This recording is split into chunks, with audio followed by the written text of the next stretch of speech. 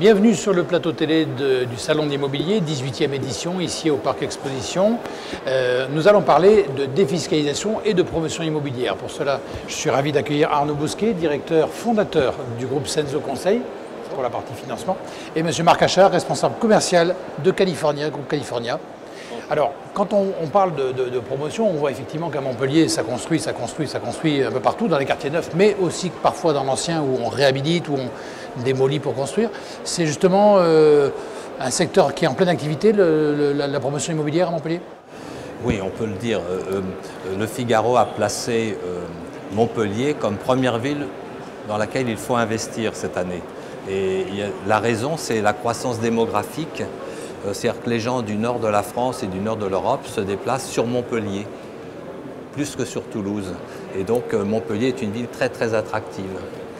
Donc il faut construire à peu près 2600 logements chaque année, simplement pour absorber le flux de migration du nord de la France vers le sud, vers Montpellier. Alors là, c'est des acheteurs, je dirais, qui viennent pour eux-mêmes, mais il y a aussi des acheteurs qui investissent. C'est un petit peu, vous, votre clientèle aussi, c'est des gens qui viennent pour justement défiscaliser? Tout à fait, on a plusieurs types de clientèle chez Censo, puisqu'on a également des clients qui recherchent l'acquisition de leur résidence principale. Donc ça, c'est une partie de notre activité qui est de plus en plus boostée, notamment ces dernières années, même sur de la primo-accession. Et puis on a une activité liée à l'investissement, donc avec l'ensemble des lois qui existent et qui permettent en gros aux investisseurs, aux contribuables d'acheter et puis de bénéficier de réductions d'impôts ou de déductions. Cette fameuse loi Pinel qui est en place actuellement. Fameuse loi Pinel, effectivement, qui reste un booster, notamment au niveau des ventes aujourd'hui. Une loi qui est intéressante pour les investisseurs à partir du moment, effectivement, où on rentre dans le cahier des charges de la loi Pinel, tout à fait. Alors intéressante pour les investisseurs, intéressante pour les promoteurs aussi, cette loi Pinel quand même. Bien sûr.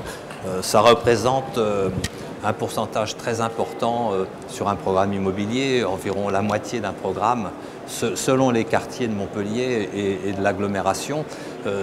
La moitié peut intéresser des investisseurs et l'autre moitié de l'habitation principale. Cette loi Pinel qui est là encore en place, vous pensez qu'elle va rester encore un petit peu de temps en place ou qu'elle va être remplacée? Comment vous voyez l'avenir, vous? Alors, la loi Pinel, déjà, existe depuis 2014, donc depuis septembre 2014, et elle vient d'être renouvelée pour 4 ans, donc on a jusqu'en 2022 aujourd'hui pour avoir toute certitude, du moins à l'heure où on parle, pour faire un investissement Pinel. Voilà. Donc le marché, on va dire, est plutôt ouvert jusqu'en 2022, même s'il a connu, on va dire, une évolution sur 2018 avec quelques modifications, notamment au niveau des zonages d'investissement, puisque on a des zones d'investissement qui vont être votées par la loi de finances. Et donc jusqu'à aujourd'hui, la loi Pinel est valable pour tout contribuable qui souhaite acheter dans l'immobilier neuf. Mais cette défiscalisation, elle est vraiment effective? Parce que c'est un peu le miroir aux alouettes. Je veux dire, il suffit qu'aux Français, on leur parle de défiscalisation, tout le monde se dit tiens, il faut que je défiscalise, je paye trop d'impôts. Si c'est pour économiser 200, 300 ou 500 euros, 1000 euros d'impôts par an, est-ce que c'est vraiment intéressant de défiscaliser? Alors oui, c'est une loi qui permet aux contribuables, en gros, de bénéficier d'une réduction d'impôt jusqu'à 21% sur 12 ans. Donc on a plusieurs fenêtres d'investissement. On a tout d'abord 6 ans d'investissement, 9 ans d'investissement, puis jusqu'à 12 ans. Donc ça se traduit par une réduction d'impôt qui est de 2% par an d'un montant d'une acquisition. Donc ça permet en gros aux contribuables de bénéficier à chaque fois d'un montant qui est précis chaque année sur sa feuille d'impôt. Mais alors, est-ce que ce n'est pas non plus quelque chose je dirais, d'un petit peu artificiel, puisque ça booste forcément le marché de la promotion, puisque vous disiez, il y a quand même la moitié quand même des programmes qui sortent pour de la défiscalisation, mais on voit bien qu'à 6 ans ou à 9 ans, comme vous dites, les gens vont revendre. Donc est-ce qu'à un moment donné, on ne va pas se retrouver avec l'effet inverse, avoir du coup un marché immobilier qui soit en pleine revente et avec des prix qui vont forcément s'effondrer? Alors, les gens, effectivement, les contribuables investisseurs peuvent revendre à la 6e année, à la 9e année, ce qui est d'ailleurs une sacrée aubaine pour le client investisseur, puisque antérieurement sur les lois Duflot notamment, on avait une durée d'engagement de location qui était de 9 ans. La loi Pinel permet de sortir à 6 ans, ce qui peut être intéressant pour des clients investisseurs qui souhaitent effectivement revendre leurs biens. Ceci dit, on s'aperçoit que l'immobilier, notamment en France, est une valeur refuge et c'est un des investissements préférés des Français. Et on s'aperçoit que 75% des Français investisseurs conservent leurs biens au-delà de la loi de défiscalisation. Donc ça, c'est une première donnée. Il est évident que sur certaines villes, alors ce n'est pas forcément le cas de Montpellier, bien entendu, où il n'y a pas de marché secondaire notamment, on aura effectivement beaucoup de clients qui seront amenés à revendre leur opération, qui seront tenus de revendre malheureusement leur opération.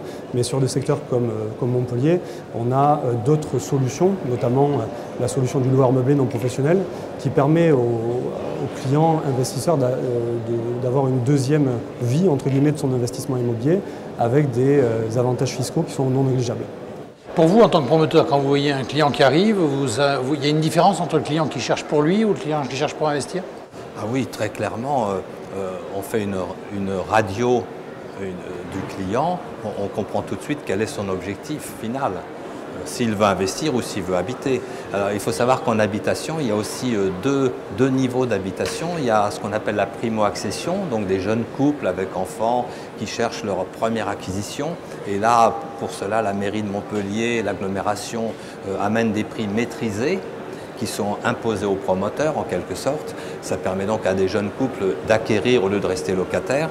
Et puis ensuite, il y a pour des gens qui sont plus éligibles à la primo-accession, donc qui ont des revenus plus importants, c'est l'accession normale que nous gérons également. Voilà, donc on a en fait la population de primo-accédants, on a la population normale un peu plus âgée qui achète un bien classiquement. Et qui souvent avait eu une maison et qui a envie de revenir à autre chose. Oui, ça peut être en effet un couple, les enfants sont grands, sont partis, les parents sont à la retraite, ils n'ont plus besoin d'une grande maison, donc ils vendent leur maison, ils achètent un appartement en ville, le mieux placé possible, dans des quartiers plutôt recherchés. Et à ce moment-là, bien sûr, ils payent le prix du marché du quartier. Et en défiscalisation, est-ce que la population, la clientèle, je dirais, c'est une clientèle qui est quand même locale, qui achète local, parce qu'on voyait aussi des gens qui achetaient, des Parisiens, qui viennent acheter parce que c'est porteur à Montpellier, et à la limite, ils verront même jamais leur bien, quoi. On a plutôt une clientèle quand même régionale qui achète pour habiter. Ensuite, nous avons également des investisseurs qui viennent de Paris, de Lyon et qui, eux, se disent à la fin de mon investissement défiscalisant, j'approcherai de la retraite et à ce moment-là, je descendrai à Montpellier. Ce qui rejoint à ce moment-là ce que vous disiez, que les gens vont rester et ils l'envisagent plus à long terme et pas forcément comme simplement une défiscalisation. À ce moment-là, ils ont un double objectif.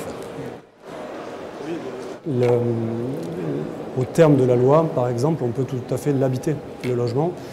Ça reste un sujet qui est tout à fait lié en fait, aux objectifs de chaque client. Acheter, défiscaliser et ensuite habiter peut être une excellente solution. C'est la raison pour laquelle on a, notamment sur Montpellier, beaucoup de clients qui habitent notamment en région parisienne, qui habitent dans d'autres villes de France, qui souhaitent optimiser leur fiscalité pendant une certaine période, en surfant, on va dire, sur la loi. Et ensuite, qui souhaitent avoir un pied-à-terre, notamment dans le sud, puisqu'on a une région qui est plutôt très attractive.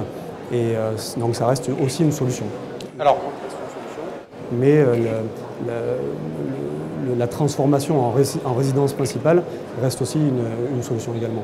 Alors, vous me disiez tout à l'heure que 57% du marché, c'est de la défiscalisation, mais que je dirais l'accession, la propriété, pour soi-même, pour y vivre, c'est aussi en augmentation. C'est plutôt une bonne nouvelle?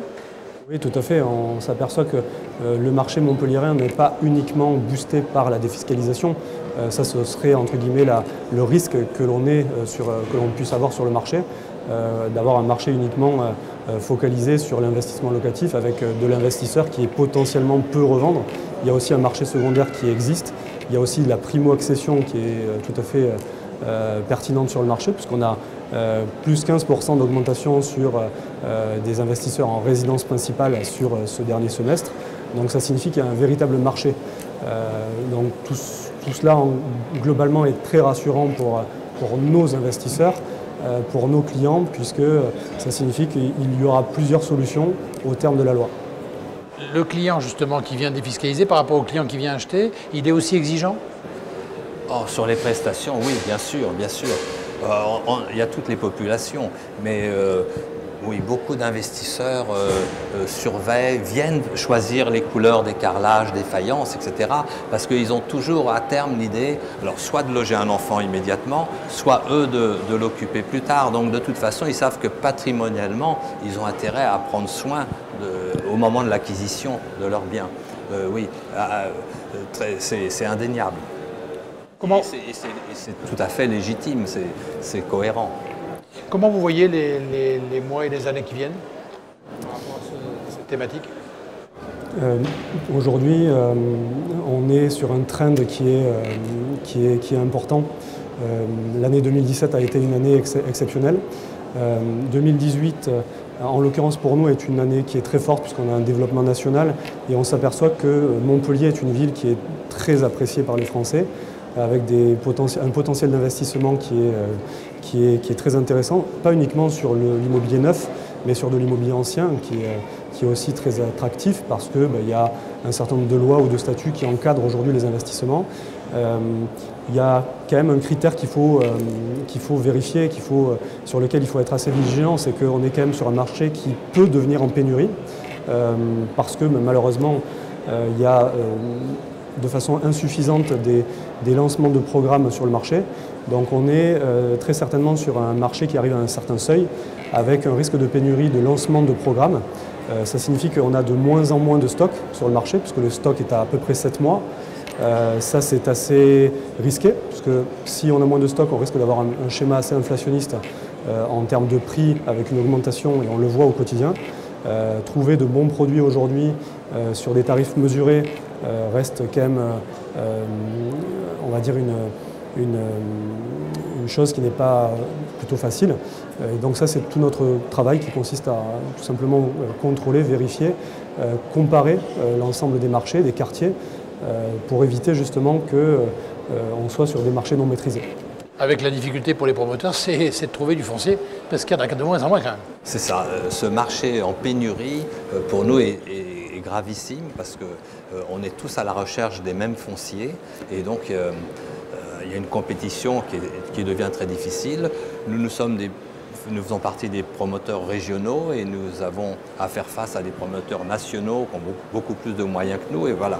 Donc tout ça sur une métropole comme Montpellier, ça impacte et ça crée une pénurie de toute façon de terrain. Mais vous êtes quand même confiant? Oui, oui. Alors bon, sachez aussi que California a une casquette bien sûr de promoteurs immobiliers, mais a aussi une casquette d'hôteliers. Donc nous avons plusieurs hôtels en patrimoine, des résidences de vacances, etc. Donc nous avons deux activités. Mais l'activité promotion que je représente ici, elle est sur un marché en pénurie très très clairement. Comme disait Arnaud, 7 mois de stock physique, c'est très très faible sur de l'immobilier. Mais quand même, vous avez confiance quand même? Pardon, j'ai plutôt confiance surtout au marché montpelliérain, parce que contrairement à d'autres villes qui ont beaucoup plus de stock notamment, ça signifie à mon sens qu'on est une ville qui est très attractive. On a quand même la chance d'avoir un nombre d'investisseurs qui sont assez éclatés au niveau de la France. Donc ça signifie qu'on a une ville attractive, une ville qui est boostée par le soleil, par on va dire une activité économique qui est en train quand même de grimper, la French Tech qui arrive sur Montpellier. Je crois qu'on a une ville qui est de plus en plus dynamique, notamment au niveau de sa communication et de son marketing. Donc ça attire de nombreux investisseurs, ça attire de nouveaux arrivants, puisqu'on a un solde migratoire qui est excédentaire. Donc ça, c'est très favorable. Après, il faut juste être vigilant, puisqu'on risque d'avoir peut-être un rythme de vente un peu moins soutenu, voire une baisse du nombre de ventes, qui sera à mon sens uniquement lié au volume de stock que l'on aura sur le marché. Donc c'est pas une urgence, mais ça devient quand même assez essentiel de libérer du foncier et de permettre aux promoteurs de pouvoir construire un nombre de résidences suffisant en adéquation à notre marché montpelliérain. Sinon, on risque de voir les prix qui vont aussi flamber. Donc en tout cas, je vous remercie. On voit bien qu'effectivement, c'est le temps d'investir aussi sur Montpellier, parce qu'il y a cette pénurie qui peut aussi arriver. Donc voilà. Merci beaucoup à tous les deux. Vous pouvez retrouver ce plateau ainsi que l'ensemble des plateaux qui ont été réalisés pendant le Salon de l'Immobilier sur la chaîne YouTube du Salon de l'Immobilier ainsi que sur le site internet de notre partenaire Forum TV. Merci.